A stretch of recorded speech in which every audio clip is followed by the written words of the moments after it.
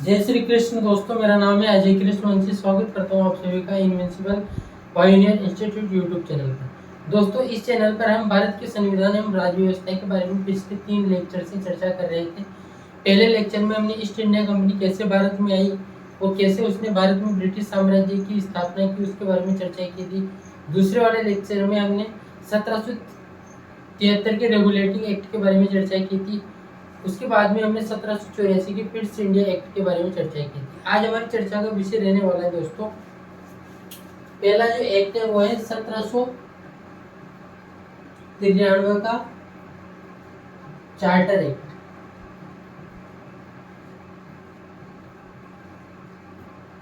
1793 का charter act.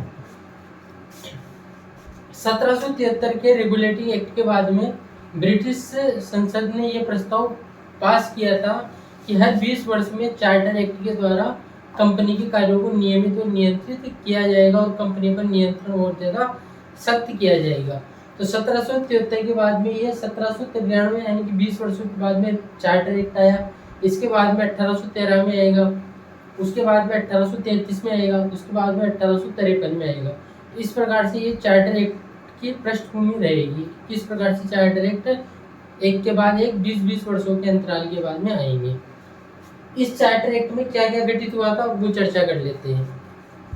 तो दोस्तों, 1793 की चार्टर एक्ट में लॉर्ड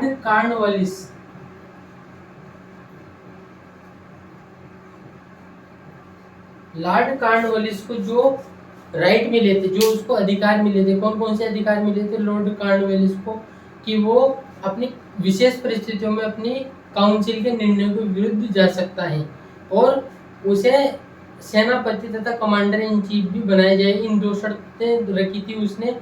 बंगाल का गवर्नर जनरल बनने से पहले उसने 2 शर्तें रखी थी और उसकी दोनों शर्तों को मान लिया गया था।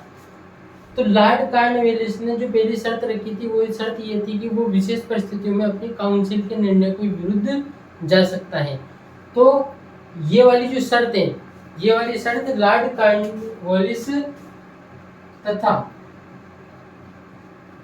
भविष्य के जो भी गवर्नर जनरल रहेंगे, जीजी का मतलब क्या है दोस्तों, गवर्नर जनरल, यानी कि भविष्य की जो भी गवर्नर जनरल रहेंगे उन पर ये शर्तें लागू रहेंगी कि वो अपनी विशेष परिस्थितियों में अपनी काउंसिल के निर्णय के विरुद्ध जा सकते हैं। विशेष परिस्थितियों में वो अपनी काउंसिल के निर्णय के विरुद्ध जा सकते हैं। यानी कि लॉर्ड कॉर्नवालिस को जो अधिकार मिला था वो अधिकार उसके बाद में जो भी गवर्नर जनरल रहेंगे उन पर भी वो लागू होगा। तो पहला तो ये हो गया इसमें। दूसरा इसमें था कि कंपनी की व्यापारिक एकाधिकार को, कंपनी यानी कि ईस्ट इंडिया कंपनी यानी कि ईस्ट इंडिया कंपनी ऐसी, इसके व्यापारिक एकाधिकार को आगामी 20 वर्षों के लिए बढ़ा दिया गया था। व्यापारिक एकाधिकार को आगामी 20 वर्षों के लिए बढ़ा दिया गया था। आगामी 20 ईयर्स यानी कि आगामी 20 वर्षों के लिए बढ़ा दिया गया था। यानी कि कंपनी का जो व्यापारिक एकाधिकार था, मोनोपोली थी, यानी कि केवल कंपनी ईस्ट इंडिया कंपनी ही भारत में व्यापार कर सकती थी। तो इसके व्यापारिक एकाधिकार को आने वाले 20 वर्षों के लिए बढ़ा दिया गया था इस चार्टर एक्ट के द्वारा। इसी चार्टर एक्ट में दोस्तों बीओसी यानी नियंत्रण बोर्ड, इसी चार्टर एक्ट में ये घोषणा की कि नियंत्रण बोर्ड को जो वेतन मिलेगा, जो उसको वेतन का भुगतान किया जाएगा वो भारतीय राजस्व से किया जाएगा। यानी कि इनको जो वेतन दिया जाएगा वो भारतीय राजस्व से दिया जाएगा।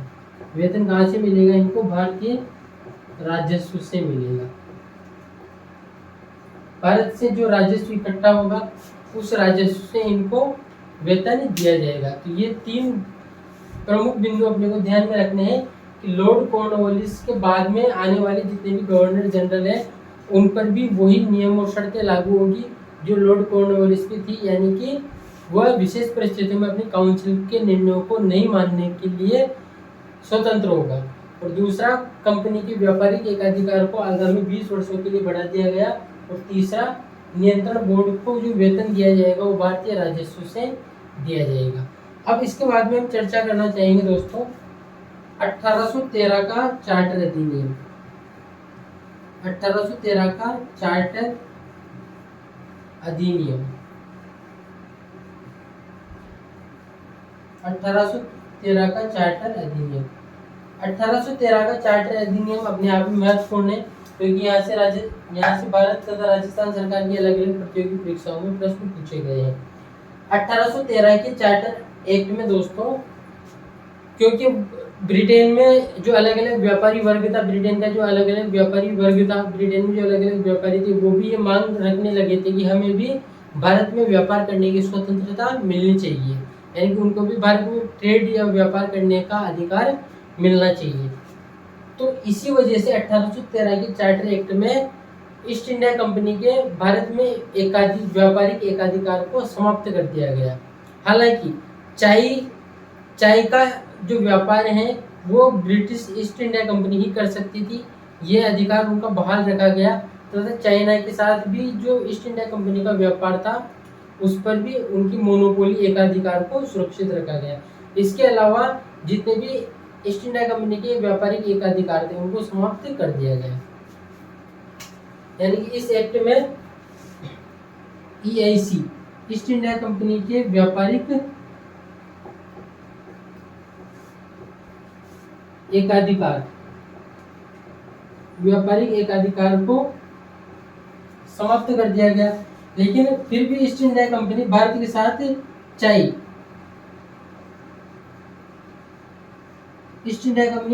साथ चाय का जो ट्रेड होता था, टी यानी कि जो चाय का जो ट्रेड होता था इसमें एकाधिकार रखती थी, ये उनको स्वतंत्रता दी गई। और चाइना के साथ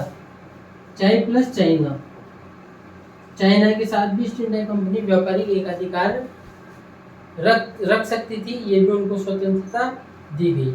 इसके अलावा उनके अलग जो व्यापारिक एकाधिकार थे उनको समाप्त कर दिया गया। दोस्तों इसी एक्ट में ईसाई मिशनरियों को भारत भेजा गया। ईसाई धर्म मिशनरियों को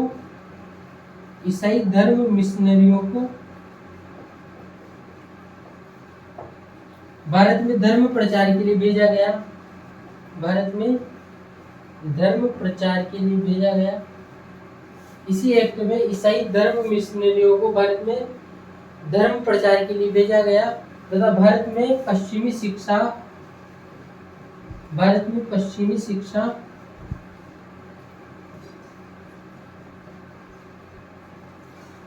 का प्रचार प्रसार करने का उद्देश्य रेखांकित किया गया। 1813 की चार्टर एक्ट में ही ईसाई धर्म मिशनरियों को भारत में उनके ईसाई धर्म का प्रचार प्रसार करने के लिए स्वतंत्रता दी गई, अनुमति दी गई तथा पश्चिमी शिक्षा के प्रचार प्रसार करने के लिए भी इस एक्ट में कहा गया। इसके अलावा इस एक्ट में दोस्तों कर प्रणाली लागू की गई, कर लगाने की पाबंदी की गई, कर की व्यवस्था की गई। कर यानी कि टैक्स, कर की व्यवस्था की गई। यानी कि अब